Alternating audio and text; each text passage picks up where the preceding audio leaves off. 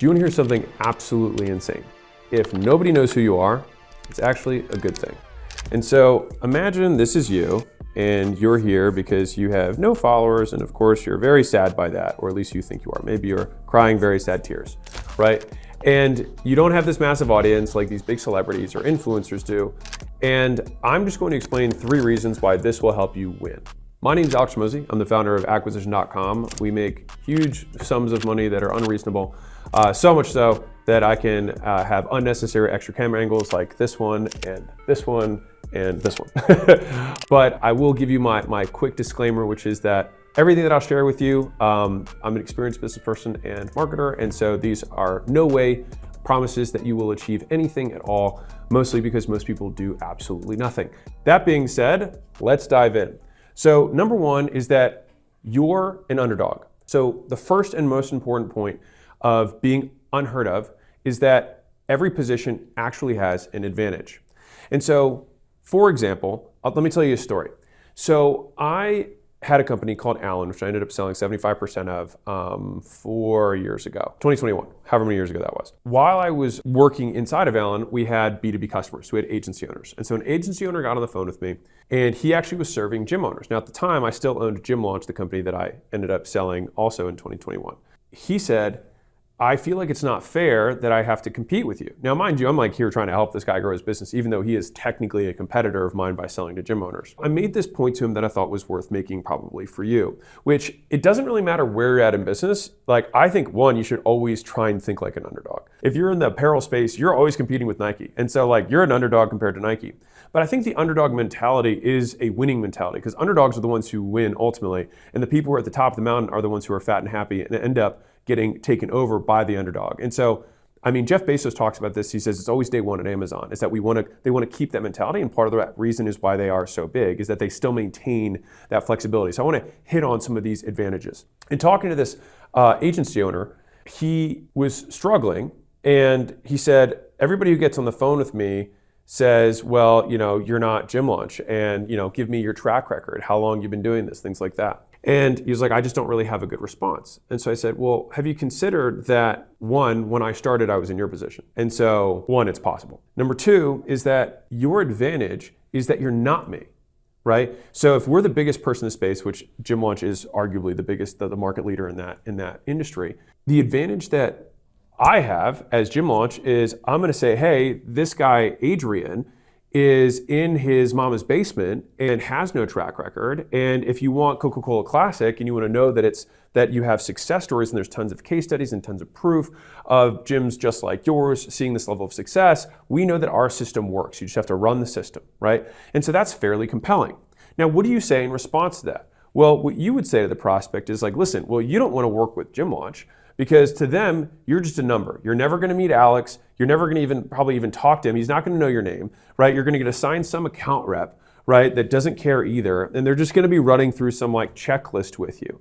Whereas for me, you're going to have my cell phone number. If you need anything, you can call me whenever you want. And it's actually me. And so who you're really comparing is not, my company versus Gym Launch. It's me versus their rep who they would assign you to. And I can promise you, I'm far more dedicated to seeing you succeed than they are. Compelling. Of course, both positions have advantages. And so you want to play the cards you're dealt. Only a loser's perspective that their position in some way dictates how the end is going to happen, right? Because one of the beautiful things about having nothing to lose is that you also have everything to gain. And so what it means is that you also have unlimited shots on goal. Because if you miss, you're just back at 0, which is exactly where you are. So you have essentially risk-free unlimited upside, which I think people wildly underestimate the advantage of the underdog, which is why, in terms of game theory, they're the most dangerous player on the board because they can't lose. And that perspective was ultimately what got me to even quit my job in the very beginning. Was worst case scenario, I just get my job back. So that means that like I have risk-free shots. It's like life giving you a lottery ticket. The only thing you pay for is with time, but you still have unlimited upside every time you scratch it off. To me, not a bad gig. And to be clear, I have the portfolio that we have now, and it's all this money and success, whatever. But like I had 9 businesses that amounted to almost nothing before I had my first real big win. And unless you're Mark Zuckerberg or you're Jeff Bezos, which is not common, Most people fail the first time, and the second, and the third. And sometimes what happens is that the failures just become less failure. Like in the beginning, no one buys anything. But you do remember building the logo on the website and thinking that you had a business, but nothing happens, right? And then finally you make your first sale, but you're like, this isn't a real business. What's going on here? I exchanged money, so I guess I technically am in business. Do I have to pay taxes on this now? What happens, right? And then eventually you get to one where you're like, okay, now I'm starting to sell stuff and make money, but I'm not actually making money. I'm making revenue, but I'm making no profit. And I'm incurring all this risk and all this debt in order to get it going. And you're still trying to figure it out. And then on your fourth try, you're like, oh, what do you know? I made a profit. It took me 5 years to get here. Every entrepreneur that I know, so I don't know Zuck and I don't know Jeff Bezos, so unfortunately I'm not there. But the guys that I know, almost all of us failed for a while. I don't know anybody who crushed it in their first 5 years. Most people basically ate glass and stared into the abyss, to quote Elon Musk, which is just existential dread at all points in time. And the eating glass is the fact that all you do all day is deal with problems, which are mostly revolve around people. And somehow you're supposed to get work done in between. So if you're in that kind of underdog position, you can pop open the Leads book. And I have a chapter that I wrote on this, which is called More Better News. So it's 161, and I actually tell some of this story that I'm telling you right now. And one of the things that most smaller underdogs, really no matter what size you are relatively, have this belief that's false. And so I want to kind of crush it for you. Real quick, the reason for this ad is I'm throwing the entrepreneur event of the season, and you're invited. This is going to be my biggest book ever. No, not like that. This is going to be my biggest book. Well, not even like that. This is going to be my biggest book ever. Actually, not even like that. This is going to be my biggest book ever. $100 million money models. And I've been preparing to release this book to you for over 2 years. And at the launch event, August 16th, I'm going to be showing you how to get more customers to spend more money with you in less time over and over again. It's the most valuable skill set I have. Now, on top of that, come check this out. I've got 5 mystery headliners that have all confirmed they're going to be there live, and they've never before shared the same stage, and most of these people don't speak publicly. Now, on top of that, I have 4 amazing bonuses that are available to anyone who wants to pre-order a book. You don't have to, because you can register for free for that, you can show up for free, you can enjoy all of that for nothing. But if you want to pre-order a copy of the book, I got 4 bonuses for you. Now, on top of that, I've got one project that I've been working on for the last 2 years that I'll be unveiling live. And I can't tell you what it is, but I can tell you that it's better than an NFT, it's less than a Bitcoin, and every single person who shows up live gets one. So, if you want it, click, register. I'll see you there live, August 16th. Pre-order a book if you want. It's gonna be awesome. So, number one is that the volatility that you're experiencing is a result of inadequate volume. So, you're not doing enough, which gives the appearance of volatility. So let me say it differently. If you were to sell one person every 3 to 5 weeks, and you're like, yeah, every month I get 1 customer, sometimes I get 2 customers, what that really means is that there's a certain amount of advertising activity that is occurring, whether it's you doing it, or it's other people doing it on your behalf, or it's word of mouth. Any of those things are happening, and it takes that much volume for you to get 1 new customer.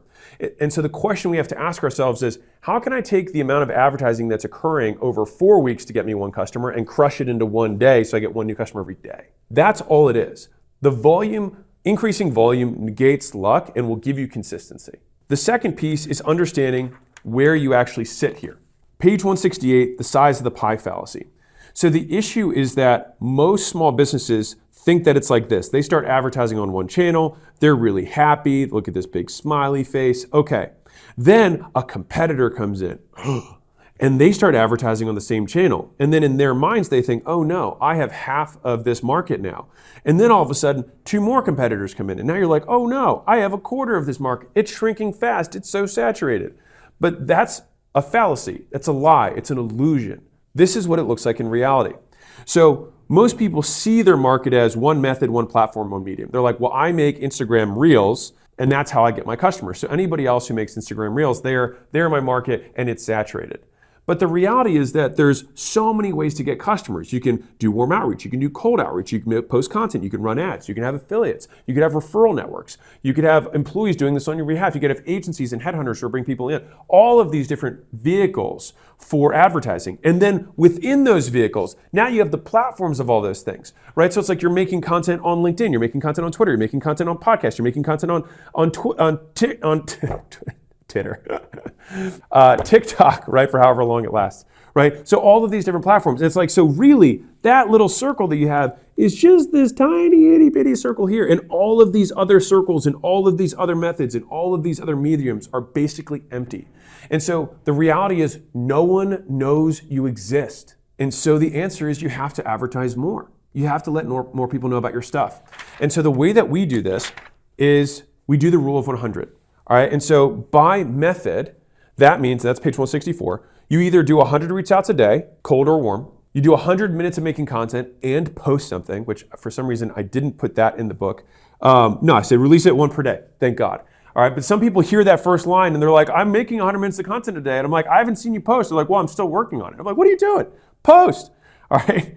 And then paid ads is 100 minutes a day of making paid ads. So that's doing the research, looking at other hooks, recording, editing, cutting it, and spending money, right? You got to spend money. And the amount of money you spend, I would say per month, should be relative to what you're willing to pay per customer. Okay. Now I have an update to this that I'll share with you, which we learned from the school games, because I help a lot of people who are starting out. Now it doesn't matter whether you're brand new or you're an experienced business owner. If you start a new channel, you're still starting at zero, right?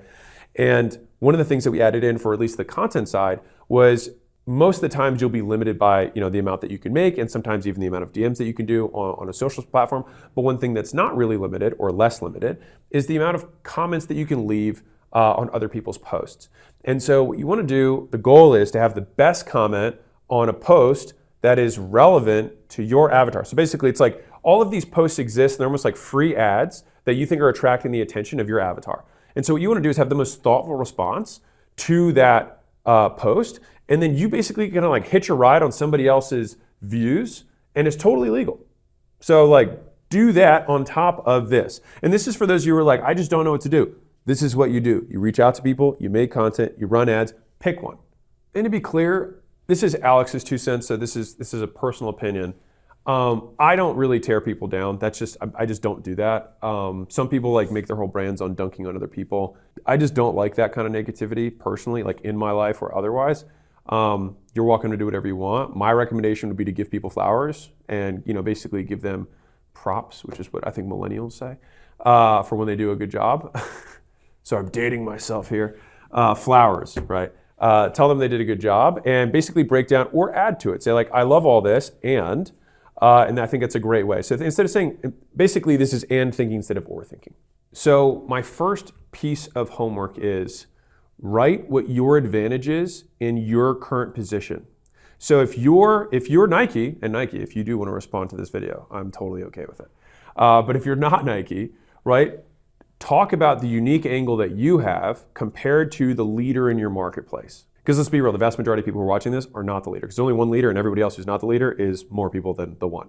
So the likelihood that you're not the leader is high. So talk about how you're different than they are in a way that is factually correct, that they cannot argue with. And drop it in the comments. I'd love to see them. And everything that I just talked to you about, those positions is what I would weave into my sales and my marketing. Because the nice thing there is it's not like claims-based. It's just like, these are the facts, and this is the reality of it. And if you ever want to make more compelling marketing, the thought that I would give you is just drill one level deeper. At the surface level, it's like it's David and Goliath. But like when you actually drill down, it's an unfair advantage because David isn't really competing against Goliath. It's competing against Goliath's like kneecap, right? It's like, it's the piece of the larger thing. There's this amorphous idea of Nike, but really all you're competing against is the person who's 6 levels down who got hired out of college to make their social media post for one specific, person or whatever. That's who you have to beat.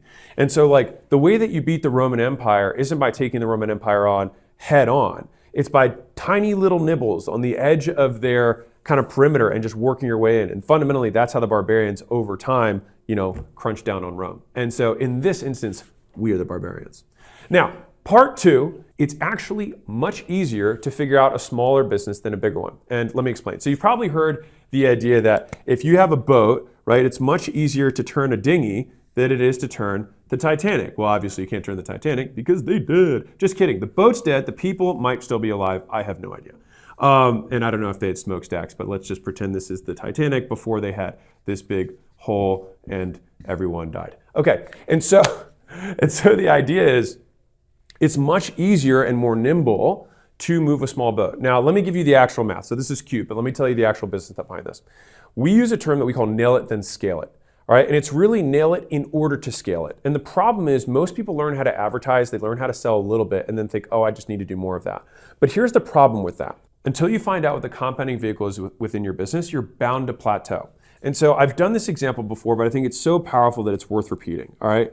So let's say that you have company A and company B, all right? And both of them sell 100 people per year, okay? So 100 new customers per year, A sells 100 per year, B sells 100 the first year, 200 the second year, 300 the third year. Well, which company would you rather have?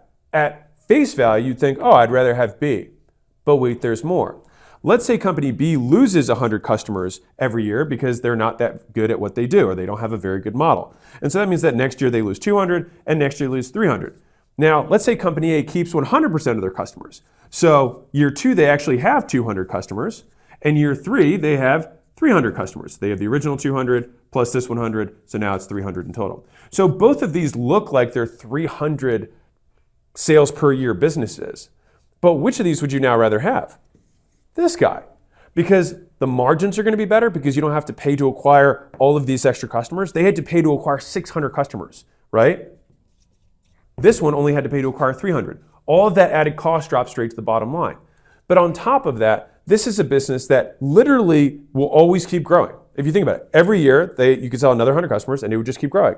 This business, next year, if you sell another 300, the only way to grow is to sell 400 customers next year just to keep up with A. And I can promise you, one of the laws of nature is that advertising to acquire customers only becomes more expensive in time because you are going out to colder and colder audiences that are less and less of a fit. You're not getting the early adopters, you're actually getting the laggards and the late adopters. And so it costs you more to reach them. They're harder to sell. They're more price sensitive. Like it has all the negative things. And so this is common when companies look that are bigger if they're looking to exit. The acquirers, and who's an investor, is going to look at this and say, how much runway is there that's left? And is there a way that we, one, at the very least can maintain the customers we have, and ideally have some sort of vehicle inside of it that allows those customers to bring us more customers? And so imagine that, let's say you're here, and then you watch this video, and unfortunately I've had a lot of business owners who watch my stuff realize this, is that they're like, oh no, I'm this business, and I'm selling 300 people every year, and I'm losing 300 people every year. Well, what do I do now? It's tough because you're in a rock and a hard place scenario. And this is why it's so important to nail it, then scale it. And so you just want to advertise and sell enough so that you can figure out what is required in order to keep customers, keep them happy, keep them referring, keep them paying. If you can't figure that out, there's basically no point to scaling. It's going to get more and more expensive, your margins are going to get thinner, and it will feel more volatile because you probably rely almost exclusively on paid ads. That's tough. And so having a different way to think about it, which is you want to get the foundational unit right. Once you get that right, everything else gets much easier. I'm a huge consumer of software startup, founders. And one of the things that they talk about a lot is it's so much better to just build your product or build your service for 100 people to absolutely love you than to have 1 million people who kind of like you. I think part of this is that it's very difficult to build something for the amorphous, for the faceless masses, but it's much easier to build something for a specific person, of which there happen to be many and many of those people. And so I think getting really crystal clear, this is why having an ICP or customer avatar, whatever you want to call it, some sort, and you can name them. It's this is Jenny, this is our customer, she has 3 kids and she, wants to lose weight or whatever it is, right? Would Jenny like this? What would Jenny think about this, right? And some of the best companies that I've seen from a product and branding perspective always basically have Jenny sitting at the table or their customer avatar, and they're like, well, what do you think Jenny thinks about this, right? And that's what allows them to make the best long-term decisions for both the customer and the brand. For the love of God, if the economics that you have when you're small aren't amazing, they're not going to get better when you get bigger. And so if you're like, okay, that's great, Alex, but how do I tactically improve my offer or my offering to the marketplace? So inside the offer book, I talk about this, which is creating your Grand Slam offer, part 1 and 2, which is basically the problems and solutions. And so I think one of the best exercises that anyone can do with their team is, and if you're just the team, then it's just you, right? Is to sit down and say, let's write down I'll walk you through it. So the first thing we're going to say is, what's the dream, right? What does Jenny want? What is her big outcome that she wants to have happen? Okay, now that we define that, we want to be as crystal clear about that as we possibly can. It also feeds into messaging, sales scripts, copy, etc. The second thing is we're going to talk about what are the problems? what are all the things that are getting in the way of her getting her dream, of accomplishing what she wants to accomplish? And we want to be, as specific as possible here. Now, typically, there's really one big dream, right? But there's many problems that get in the way of that dream, right? It's very simple to just say, oh, I just want a six-pack. That's a dream, right? But what are all the things that are preventing you from getting your six-pack? It's probably like you don't know how to cook food. You don't know how to grocery shop. You don't know how to weigh yourself. You don't know how to count calories. You don't know how to lift weights. You don't have time to go to the gym. You have to make different food for you as you do for your spouse. Like there's almost unlimited problems that can manifest. And all you have to do is ask somebody listen to their excuses. That's what the problems are going to be. All right. Now, once you have the problems, what I want you to do, and this is a mental exercise, is you list them as solutions. So after you have all the problems, you're then going to list them as solutions. So the solution's going to have two parts to it. One is you want to have some sort of name around it that's like, okay, you don't know how to cook food, so we have our you don't have to cook food system, all right? Now, underneath of that, we're going to have every possible way that we can think of, and this is probably the most creative, fun part, right? You're going to list every possible creative way that you could solve it. And I'm saying, like, you can't think about cost. You have to be purely brainstorm. And so, by the way, fun rule for brainstorming is that you never say no, you just add to things. You say, that's amazing, and. So it's a lot of and thinking, not or thinking, because a lot of good ideas are on the third or fourth iteration, all right? And so, for example, with this meal thing, I could myself drive to their house and I could cook their food for them. I could do that, right? Like, let's write it down. What else could we do? We could hire a chef to do that. Okay, cool. What else could we do? Maybe we hire a chef for lots of people. Oh, okay, well, that's kind of interesting. Oh, what else could we do? We could do a grocery store where we actually take them shopping. Okay, well, could we do a recorded version of that? We could do a recorded version of that too, right? And so all the things, you think about all the different ways you could solve it. When you think about this, you're like, wow, there's like 20 ways I could solve this problem. Right, which then leads you to step 4, which is I call the trim and stack. And this is probably the most business-oriented part of the 5 steps, all right? Which is you have this big list and you say, okay, if we were to rate these on which of these are very high value and which of these are low cost, we want the ones that are super high value, super low cost to be our first priority. Now, the second bucket, and this is something that I've probably changed that might be a little different than what I have in the books. This is a little bit of an update. Is I am more okay with what about some things that are incredibly high value that have some cost? Because a lot of people immediately go to zero cost solutions because they want to just have something that costs nothing. The thing is it's very crowded in the zero cost solution market. But you know what's not that crowded? The little bit of cost solution or the medium cost solution, but very high value.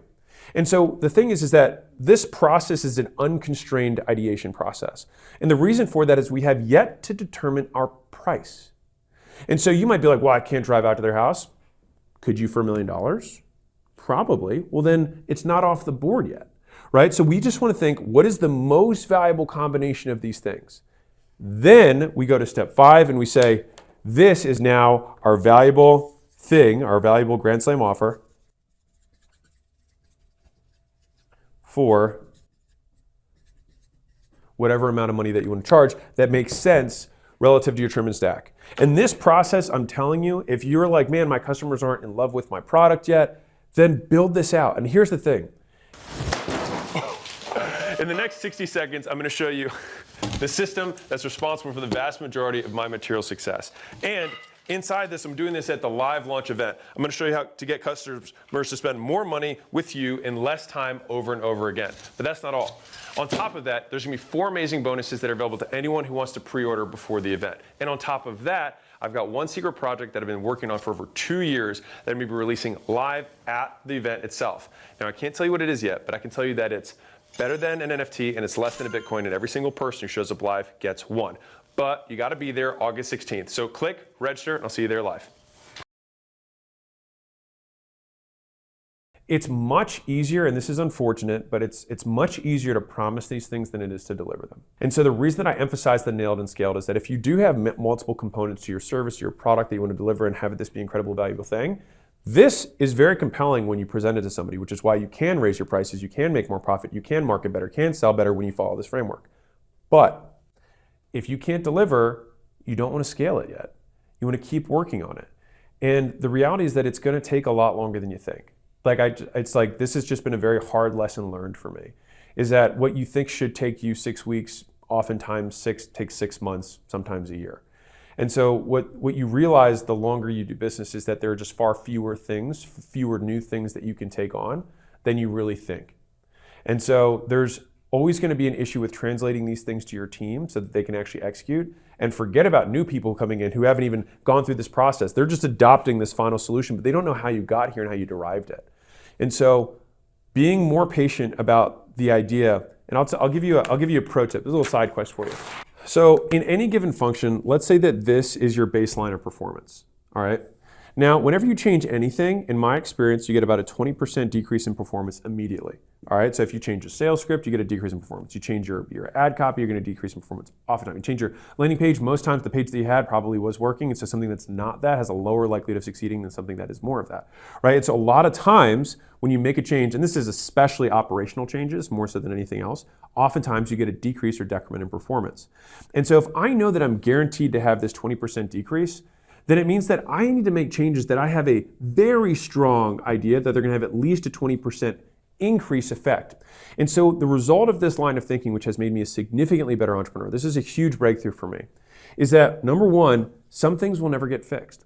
And that means that some things you're like, man, this could be 5% better. The cost of the change, if you are constantly changing things, because here's the thing, is you're like, well, it's still, I'd be willing to give the 20 to 4 months from now, have the, return to baseline and then get the 5% improvement. Yeah, but that assumes that you're going to change nothing else in that 4-month period. But you might be an ADD entrepreneur and you might just change it, which means that you're actually permanently kind of sitting at this 20% decrease in performance because you've never given anyone a chance to get good at their job. You're always changing shit. And so I traditionally will over-index now on stability because we get consistent improvements in performance across the team because people just get better at their job. Right? And then if I really think that something's worth changing, it better be north of 20%. And so it's like, man, I keep doing the math. Like, I think this is like a 30 to 50% boost for us. If that's the case, then it's probably worth the bet. But most of the small changes that I used to mess around with my company where I'd be like, oh no, I'm Steve Jobs. Every detail has to be there. Like, if you're building a physical product that is manufactured, that's different.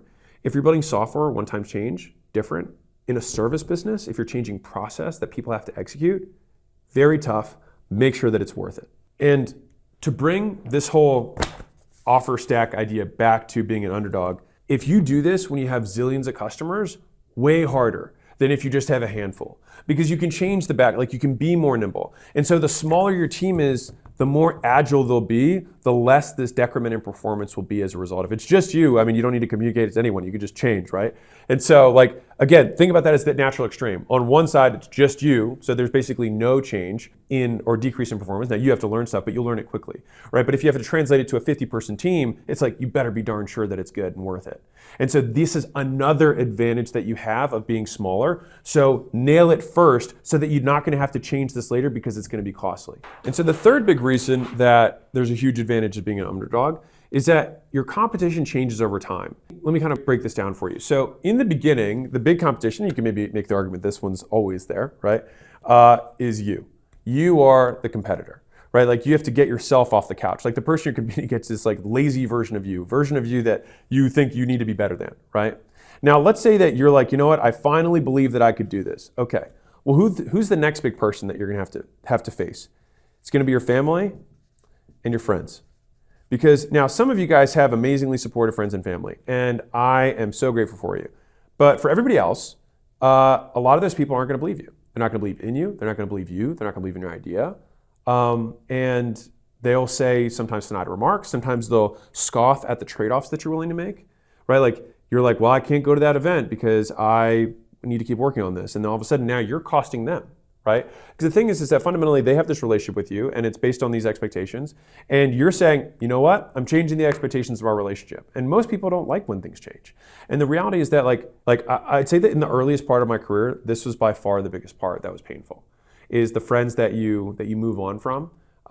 Because you say, hey, this is the terms of our new relationship, if you want to call it that way. And they'd be like, well, I don't agree to those terms. And you're like, well, then I guess you can't really be here anymore. And it's kind of tough because the thing is like, I've seen a lot of entrepreneurs, like, they will just say, you know what, I would rather have these friends than my dream. And if that's you, amazing, you won, you made a decision. But I would just advise you to say, like, is it really worth it? And I would say that a lot of people that I've had in my life have come and gone. And I've been very grateful for the work that I've been willing to do. That's Alex, one thing. You can do whatever you want. And I don't know anything. I do have 3 cameras though. So, Just saying. All right, so what's the next competitor? So now the next one is going to be employees. Now it's not necessarily that you're going to be employees. So think of these more as like bosses you have to face that you have to get over. And these never go away. So it's like they add on top of each other. You're still going to have to conquer yourself at every level. You're still going to have new pressures from friends and family at every level. Now you got to sell employees on your dream. You have to recruit really smart people because if you want to do something good, you're going to need help. All right. Like there's an old African proverb that I love, which is if you want to go fast, go alone. If you want to go far, go together. And I think big things are accomplished with teams. Because fundamentally, like anything that's really big and worth doing takes a tremendous amount of expertise and it takes time to learn all these different skills.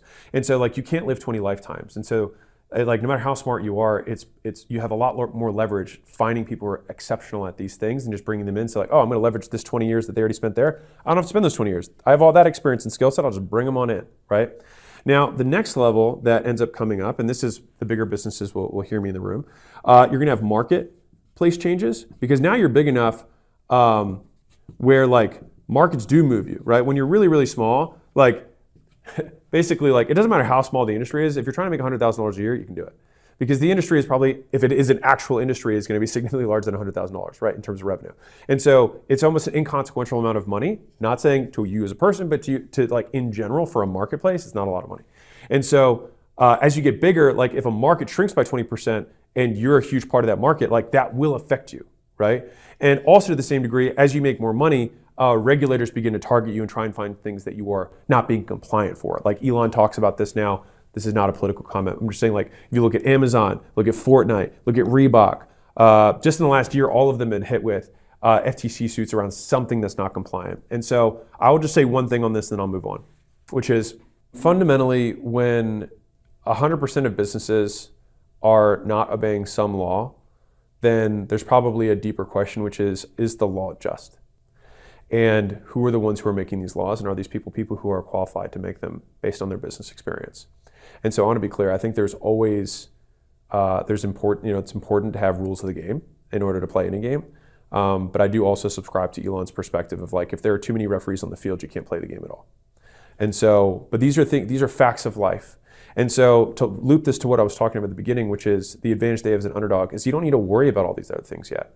And these things are coming, but you don't have to worry about it yet because like you're not big enough for a regulator to give a shit about you, honestly, right? Like your friends and family, like maybe you're just getting started. And so these are things that are coming. The competitors will change in their sophistication and in the pressure that you're exposed to. And you just got to stand tall and deal with it. But as an underdog, you're like, not my problem right now. I just got to focus on what's in front of me. And so that's the advantage that you have. And part of the difficulty with the friends and family and sometimes customers is, well, I'll just tell you a story that I think will illustrate it. So I wrote this narrative when I was a gym owner, when I was probably 23, 24 years old. Now I like writing. I got a creative writing scholarship back in the day. I ended up not taking it. But I like writing. I was head of the creative literary magazine in high school. It's something I enjoyed. So I wrote this article basically, or essay called Everyone Believes in the American Dream Until It Comes True.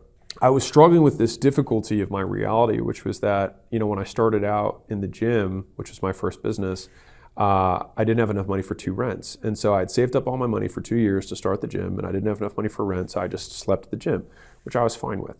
And customers basically could figure out because they could see my pillow in the corner, like they kind of got what was going on. And they were like, good for you for, pursuing your dream. Like, that's awesome. Like, keep at it.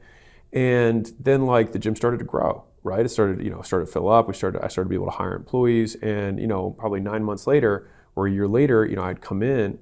And at this point, I have a manager for the location and it kind of runs, not without me, but like I owned it more than me running, working inside of it. And I would show up and then like, the clients would be like, boss man's here, And I remember being like, wait, you guys said that you were rooting for me to pursue my dream. And now that I've accomplished my dream, you guys make snide remarks at me. And it was, I've said this before, but it was the first time that I realized that people want you to do well, just not better than them. As you continue to achieve, you will see that in the vast majority of people. Now, I believe that special friends exist who truly want you to win. And if you have those people, like hold them close, because most people aren't like that. Most people will be happy either overtly or more likely subconsciously or, under the surface, when you lose, they're happy because it makes them feel better about the things they didn't take on, the risks they didn't take. And so it's tough. Business isn't for the faint of heart, but at the same time, neither is life.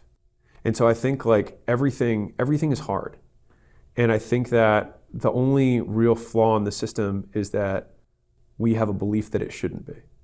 And that if we somehow change our conditions, it will get easier. And it basically just never does.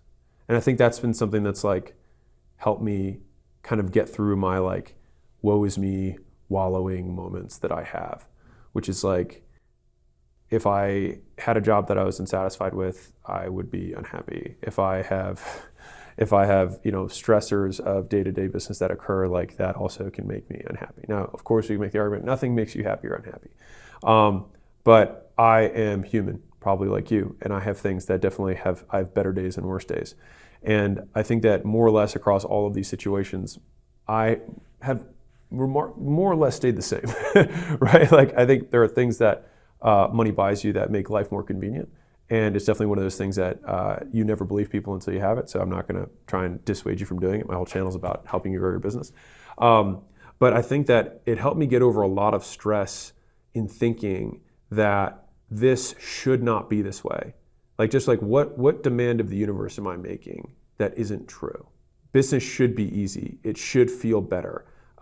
It shouldn't be this stressful. Like it shouldn't have this many people problems.